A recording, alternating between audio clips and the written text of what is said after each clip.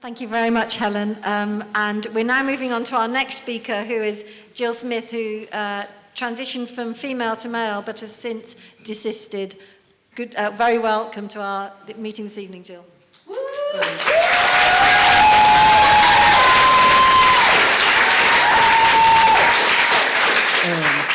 Yeah, I'm going to talk about my own experience and the number of young lesbians I see calling themselves trans. Everywhere I go now, in all LGBT meetings, I would say about 80% who would probably once have called themselves lesbians are calling themselves trans and transitioning. And I think that must be questioned. And I don't think it's not against trans people. I'm sticking up for my own community. I'm sticking up for younger lesbians. So, yeah.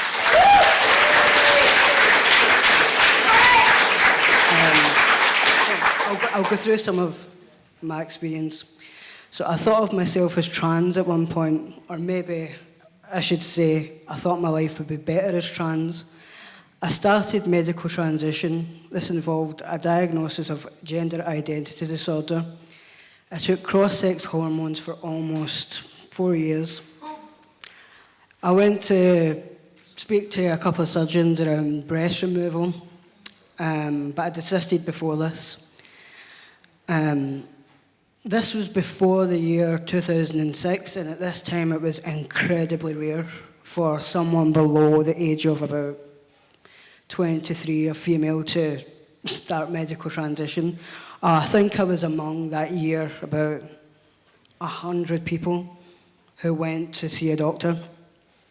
So the fact that I have experienced this doesn't necessarily give me a better understanding of everything about gender dysphoria or trans experience, or all the ideas of politics surrounding it. Nor do I pretend it's an easy issue, and I don't want to misrepresent it, because I think it's a serious issue, especially when we're talking about teenagers and their bodies. And it wasn't an easy issue in my life, so I don't want to. However, as we've seen, and a good example of this is when we hear the mantra, no debate, and I see this everywhere. And some ideas, especially within LGBT, are taking precedence where other ideas have been shut down and dismissed. My voice has been shut down, or they're trying to shut it down. So I'll say a few things about why I think it happened. So I was called a tomboy growing up, and I had a couple of problems with this, but the most part I was confident. But I think at this point today I may have thought of myself as a trans boy. I may have been put into that category because I kind of stood out. And if I had seen that at that point, I maybe have put myself into that at an earlier stage. And if my mum had took me to the doctor, I think at this point, then yeah, I maybe have been asking for puberty blockers. And at that time it wasn't available. So as I reached teenage years, I started to have thoughts about my body developing. I thought I'd prefer to be a boy. And at this point, I realised I was attracted to girls. At one point, I was bullied and I developed anxiety. And at this point, I was saying to my mum, I think I'm more like a boy. So I spoke to a couple of doctors about anxiety because I was having panic attacks at schools, and they spoke about gender identity disorder to my mum, who completely disagreed with the diagnosis and said, no, definitely not. But I think that it was still in my mind. So at this point, this is where I completely depart with the ideas that are predominant right now and that are being promoted with LGBT in particular. So male and female are biological categories. Yeah. Biological sex is a material reality. You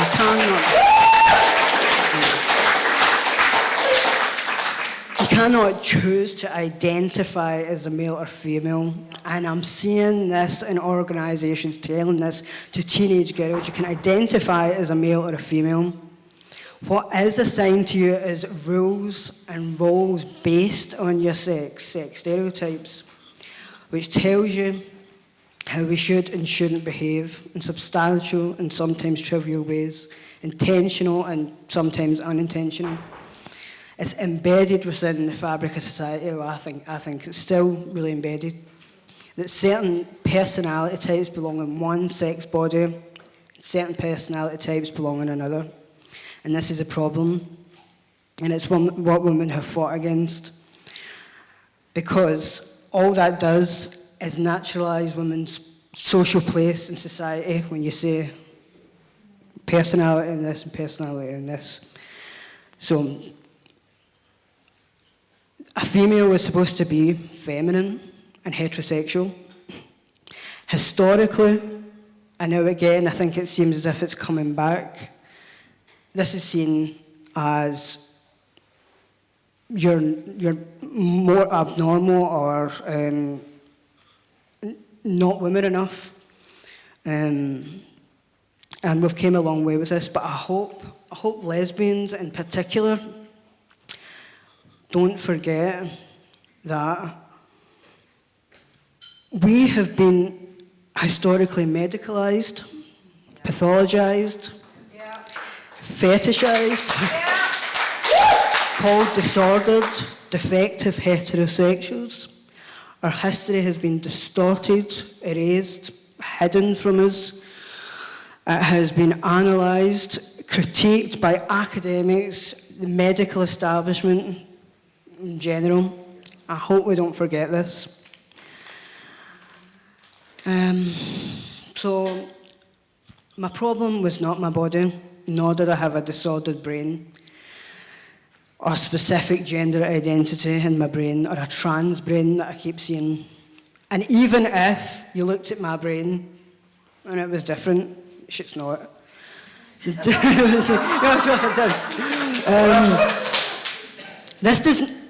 does not automatically say that you have to change your body to fit the brain. That's, this is, if you looked at my brain, it would be. So my problem with gender dysphoria and trans identity started probably as a teenager. It was a process, I think it was a subconscious level, because I felt isolated and alienated. I was getting bullied. The more I separated from girls and the more I think they separated from me, I separated my mind from my body. And that's what caused me alienation. And then I went to London as an 18-year-old, just the end of the 90s, just about 2000. And there was a lot of changes at this point, and queer theory.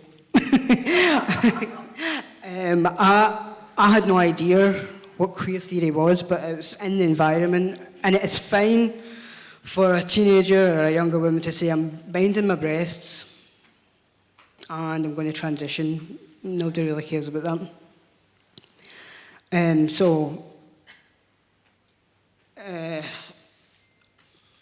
You're amazing.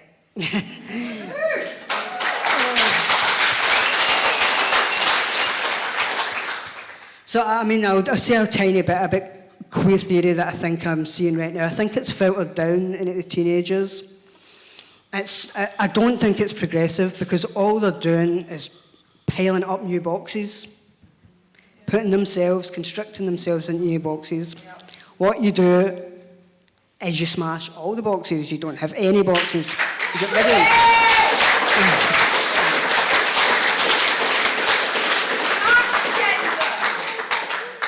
So,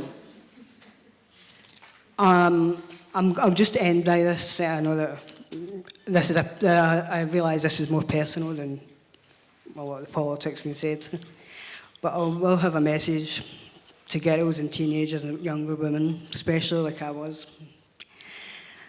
You can have short hair, wear clothes associated with the opposite sex, I still do it. You can be attracted to girls. You're a woman. The word woman belongs to you.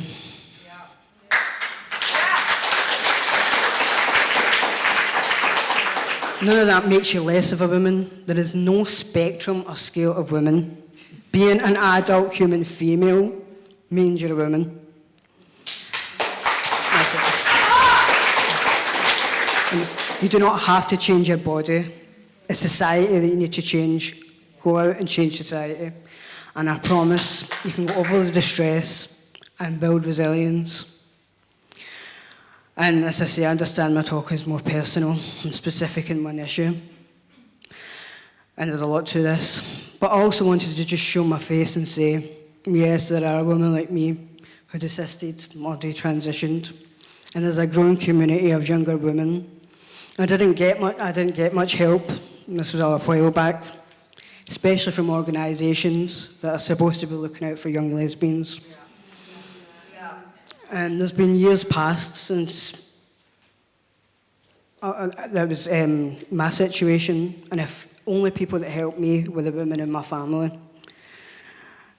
No LGBT organisation helped us. And I just again want to show my face so to say that because there's so many younger women identifying as trans, I think there'll be a lot of women who go back on it, and it can be terrifying. It can be, with no help. So just to say to them, if they ever want to speak to anyone, and there are always women here to listen.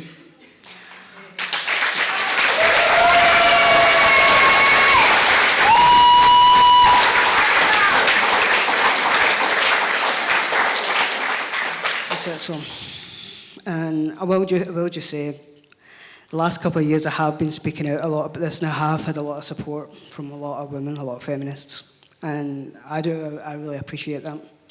And once again, thank you to the women of Women's Place for giving me time to speak.